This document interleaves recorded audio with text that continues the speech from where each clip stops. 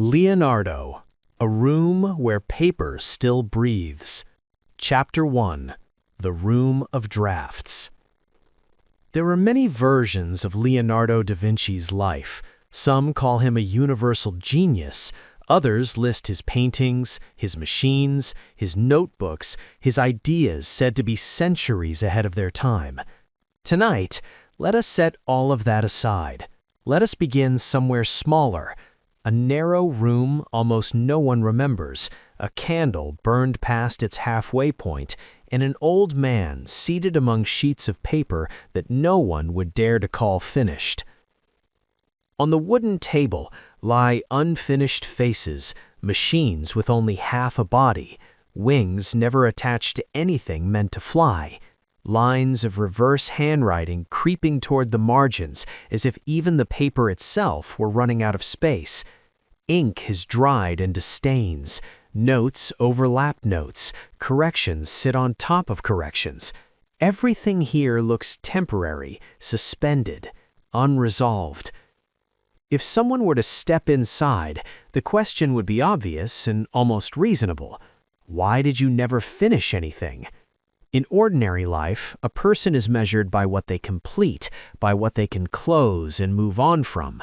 But in this room, no one enters to ask, and nothing is closed. There is only the sound of a pen scratching, the quiet breathing of an aging body, and somewhere deeper, the restless movement of a mind that never found a place to put a final period. The man's name is Leonardo.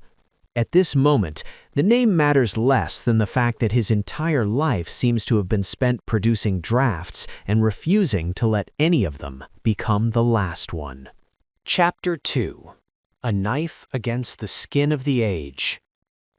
Before speaking of paintings, step into another room. It is darker, colder, heavier with smell. A room for the dead. Night. A body lies on a stone table beneath a cloth. To most people of the time, this body belongs to ritual, to the church, to God. It is meant to be prayed over, buried, returned to the unseen, not opened like a mechanism. Leonardo stands beside it, holding a knife.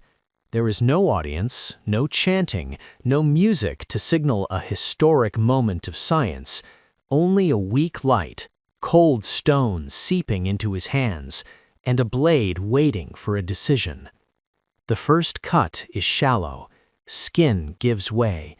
Beneath it, flesh opens. Blood no longer flows. It is darkened, settled. The smell rises, mixing with candle wax. Each layer crossed, skin, fat, muscle, tendon, bone, is another boundary breached. To the world, this would look like sacrilege. To Leonardo, it is the only way forward. How does the body work? How does muscle attach to bone? How does the heart move blood? He does not declare war on religion. He does not write manifestos. He simply does what most people cannot bring themselves to do. He places curiosity above fear.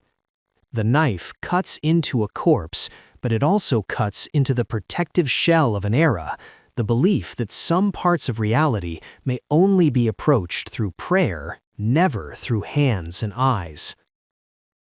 Chapter 3, The Child Who Watched a Bird Fall. To understand the old man in that room, we must go back much further, not to dates or lineage, but to an image, a boy standing in a field, watching a bird lose balance and drop to the ground. Other children shout, laugh, run toward it. The boy stays still, head slightly tilted, eyes fixed not on the poor bird, but on its movement, the angle of the wings, the twist of the body, the way air resisted and then failed. In his mind, the world does not record itself as scenes filled with emotion, but as systems waiting to be understood. Later, people will call this scientific thinking, mechanical intuition, genius. At the time, it has no name. There is only a quiet difference. Others ask, is it dead? He asks, Why did it fall like that? If the wings moved differently, would the path change? This is Leonardo's first true birth, not of the body, but of perception.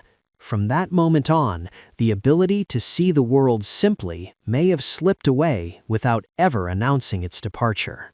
Chapter 4: When the World Becomes Mechanism. The boy's questions do not disappear, they multiply.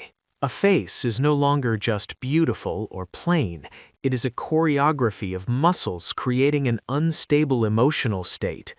Water is no longer merely cool or clear, it is flow, resistance, turbulence, pressure. A raised arm is not just a gesture, but a system of levers and joints. Where others look at the sky for awe, Leonardo looks for scattering light, for layers of air, for the reason blue fades toward the horizon. To live this way is not a gentle privilege. When everything becomes a mechanism, enjoyment is harder to come by. The world refuses to remain a picture, it demands to be taken apart. This is why in his notes, beauty and structure are inseparable. A flower is both aesthetic and mathematical. A face is both art and anatomy. To see one without the other would feel incomplete, almost dishonest. Chapter 5: A Painter Who Never Accepted Finished. To his patrons, Leonardo must have been exhausting. They commissioned walls, panels, sacred scenes. Deadlines passed, new deadlines replaced them. Leonardo remained, adjusting, correcting, stepping back, shaking his head almost imperceptibly. He was not lazy, he was not careless. Each return revealed something slightly wrong. Light failed to match perception. Shadows did not carry the right emotional weight. A face did not fully align with the inner state he sensed. For others, good enough was sufficient. For him, each painting was a sentence that kept catching in his throat. And so his life filled with incompletions, abandoned canvases, unfinished sketches, designs that never progressed beyond diagrams. By the metric of productivity, this is failure.